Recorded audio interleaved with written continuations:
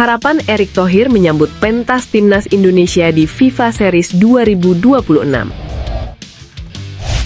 Sebanyak 6 pemain kunci utama telah dipastikan tidak akan bisa memperkuat timnas Indonesia pada ajang bergengsi FIFA Series 2026. Kalau kalian suka dengan channel ini, jangan lupa like, komen, dan subscribe ya!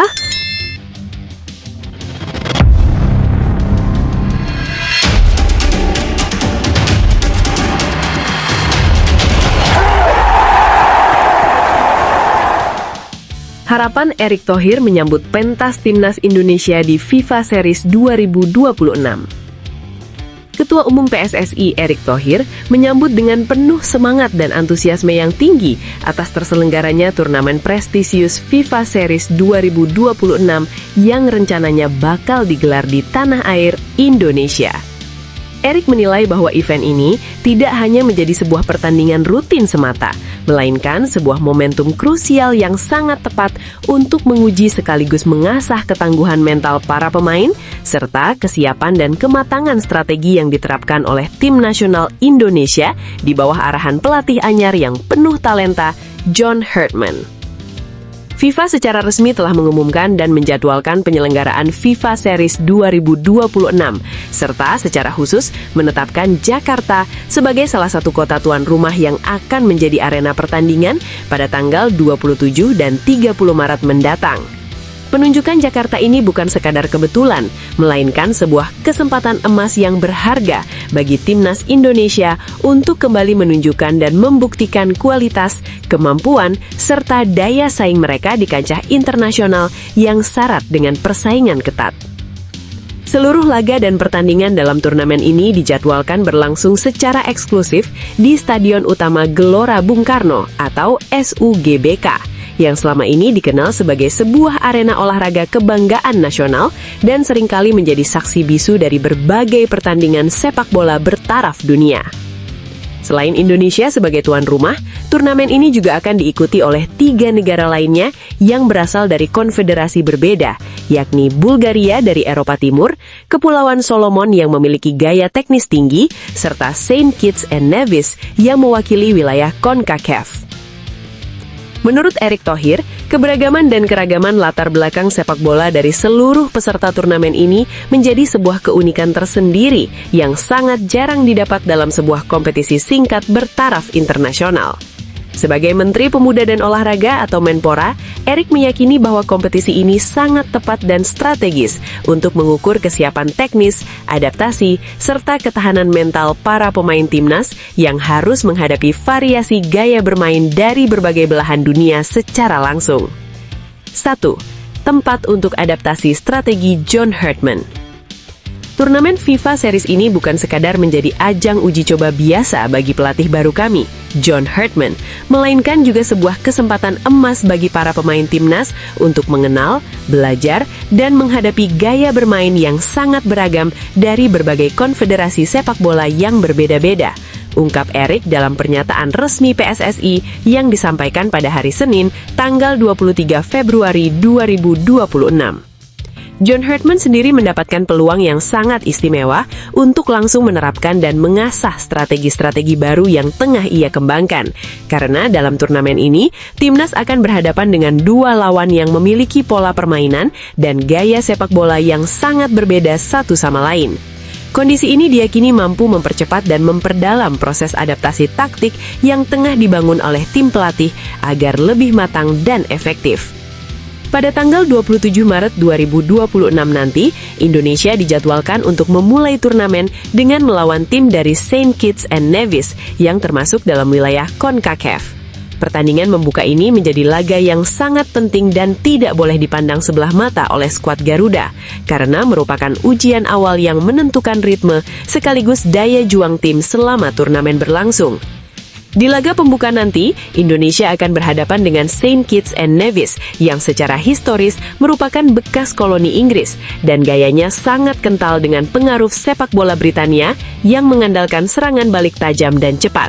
Jelas Erick secara rinci dan penuh penghayatan. Gaya permainan lawan yang lebih mengutamakan pola direct play dan serangan balik cepat jelas akan menuntut konsentrasi tinggi dan kehati-hatian ekstra sepanjang durasi pertandingan. John Herdman pun bisa memanfaatkan kesempatan ini untuk menguji dan menilai secara langsung efektivitas serta kekuatan racikan strategi yang dia susun selama ini. Manakala Indonesia berhasil melewati tantangan dalam duel pertama tersebut, maka tim sudah harus bersiap menghadapi lawan berikutnya yang memiliki karakter dan tingkat kesulitan yang berbeda. Pemenang antara Indonesia dan Saint Kitts and Nevis nantinya akan berhadapan dengan pemenang laga antara Bulgaria dan Kepulauan Solomon, sehingga memperbesar atmosfer kompetisi dan tantangan. Skuad dari Kepulauan Solomon terkenal dengan kekuatan teknis yang tinggi dan kemampuannya dalam duel satu lawan satu yang agresif dan lihai. Pengaruh pertumbuhan futsal dan sepak bola jalanan di kepulauan tersebut mampu membentuk para pemain yang handal dalam mengolah bola dan siap memainkan tempo pertandingan dengan kecepatan tinggi serta pola permainan yang variatif dan kreatif. Di sisi lain, Bulgaria yang merupakan wakil dari Eropa Timur menampilkan wajah sepak bola yang lebih pragmatis dan mengedepankan disiplin tinggi. Mereka sangat solid ketika bertahan dan gemar memanfaatkan momen-momen individual untuk menciptakan gol-gol penting yang seringkali menentukan hasil pertandingan. Melihat secara komprehensif, kombinasi 3 tim peserta dari 3 konfederasi yang khas ini memberikan paket tantangan yang sangat lengkap untuk timnas Indonesia. Erik harap, melalui pengalaman dan pembelajaran berharga yang didapat dari turnamen ini, timnas akan menemukan fondasi yang kokoh untuk membangun dan meningkatkan daya saing mereka di masa depan yang semakin kompetitif. Saya harap, di bawah arah kepemimpinan pelatih baru kami, timnas Indonesia dapat mengambil setiap pelajaran dan hikmah penting dari ajang ini untuk kembali menguatkan dan membangun fondasi kekuatan yang berkelanjutan. Tutup Erik dengan nada optimisme dan keyakinan tinggi. Sebanyak 6 pemain kunci utama telah dipastikan tidak akan bisa memperkuat timnas Indonesia pada ajang bergengsi FIFA Series 2026 yang dijadwalkan berlangsung dalam rentang waktu 27 hingga 30 Maret 2026 mendatang. Ketidakhadiran para pemain ini bukan hanya disebabkan oleh satu faktor tunggal, melainkan merupakan kombinasi dari 2 alasan utama, yakni adanya sanksi disiplin berat yang dijatuhkan oleh otoritas FIFA, serta berbagai kondisi cedera yang sedang dalam tahap proses pemulihan medis yang belum selesai hingga saat ini. Kondisi ini tentu menimbulkan tantangan tersendiri bagi tim Garuda yang tengah berjuang membangun kekuatan terbaiknya. Para atlet sepak bola yang bakal melewatkan kesempatan berharga mengikuti turnamen internasional tersebut terdiri dari beberapa nama besar yang selama ini menjadi tulang punggung tim nasional. Mereka adalah Tom Hai, Shane Patinama, Miss Hilgers, Asnawi Mangku Alam Bahar, Pratama Arhan, dan Marcelino Ferdinand. Kehilangan sejumlah pemain dengan kualitas dan pengalaman tinggi ini jelas menjadi pukulan cukup telak bagi skuad Garuda. Terlebih lagi karena Indonesia akan berperan sebagai tuan rumah dalam pertandingan persahabatan bertaraf internasional yang selalu menarik perhatian penggemar sepak bola di tanah air. Hukum FIFA menimpa Tom Hai dan Shane Patinama, pelajaran berat dalam dunia sepak bola. 2 pemain yang masuk daftar absen karena faktor sanksi disiplin adalah Tom Hai dan Shane Patinama. Keduanya dipastikan tidak bisa memperkuat timnas Indonesia pada turnamen FIFA Series 2026 karena sedang menjalani masa hukuman larangan bermain yang dijatuhkan oleh FIFA. Sanksi ini berupa larangan tampil selama 4 pertandingan resmi di berbagai kompetisi sebagai konsekuensi atas tindakan kekerasan dan perilaku tidak sportif yang mereka lakukan terhadap perangkat pertandingan, khususnya wasit dalam laga penting kualifikasi Piala Dunia 2026 yang mempertemukan timnas Indonesia kontra Irak. Keputusan ini sangat berdampak pada performa tim Indonesia karena keduanya merupakan pilar utama di lini tengah dan pertahanan yang selama ini diandalkan oleh pelatih.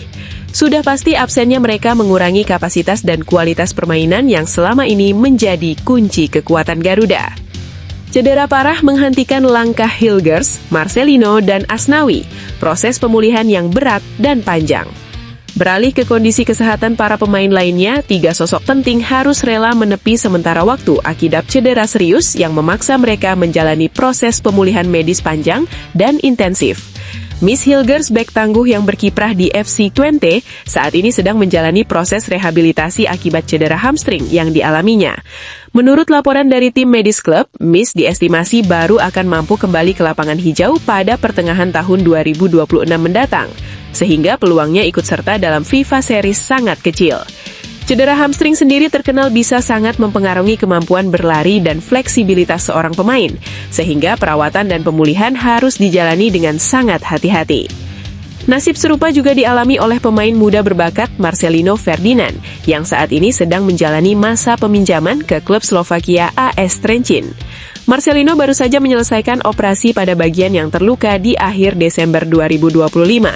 Hingga saat ini, ia memang belum bisa kembali berlatih secara penuh di lapangan, dan hal ini menimbulkan tanda tanya besar mengenai kemungkinan kebugarannya menjelang turnamen. Dengan kata lain, peluang Marcelino dapat pulih secara optimal tepat waktu demi membela tim di FIFA Series hampir dapat dipastikan sangat kecil, mengingat masa pemulihan operasi hingga kembalinya performa maksimal biasanya memakan waktu tidak sebentar. Di sisi lain, Kapten Timnas Indonesia Asnawi Mangku Aram Bahar juga tengah menjalani proses pemulihan yang tidak kalah beratnya. Setelah mengalami cedera ligamen anterior cruciate, yang dikenal sebagai salah satu cedera paling serius dalam dunia olahraga, Asnawi menjalani tindakan operasi di Bangkok pada akhir Januari 2026. Periode penyembuhan yang diperkirakan antara 4 hingga 6 bulan tentu menjadi durasi yang cukup lama untuk standar performa profesional sepak bola. Artinya, ia diprediksi baru bisa kembali bergabung dan berlaga di pada sekitar bulan Juli 2026 mendatang.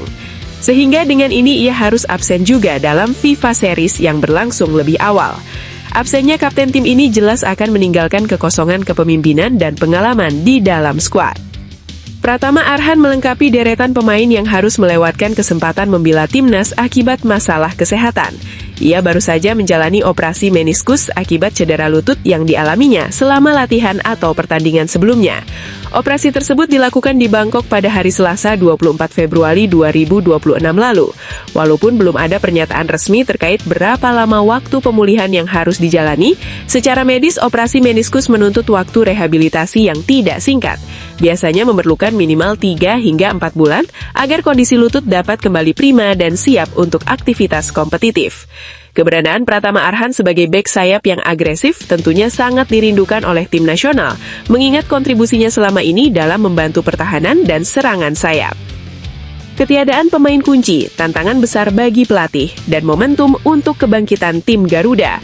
Dengan absennya 6 pemain kunci yang identik dengan kualitas dan pengalaman tinggi, jelas menjadi suatu persoalan yang sangat menantang bagi pelatih kepala Timnas Indonesia dalam menyusun serta mengatur strategi terbaik untuk menghadapi FIFA Series 2026. Turnamen ini tidak hanya menjadi sebuah ajang pertemuan persahabatan antar negara, melainkan juga berfungsi sebagai momentum penting yang dapat digunakan untuk menguji kemampuan tim secara komprehensif, sekaligus mempersiapkan skuad menghadapi babak putaran selanjutnya dari kualifikasi Piala Dunia yang tentu memiliki tekanan dan tantangan tersendiri. Pelatih dituntut mampu memutar otak dan mengangkat pemain-pemain muda dan potensial agar bisa tampil maksimal sekaligus menutup kekurangan akibat absennya para pemain utama. Walaupun kondisinya tidak ideal, situasi ini sekaligus memberi kesempatan bagi pemain lainnya untuk membuktikan kualitas dan menimba pengalaman berharga yang bisa menjadi investasi jangka panjang bagi sepak bola Indonesia.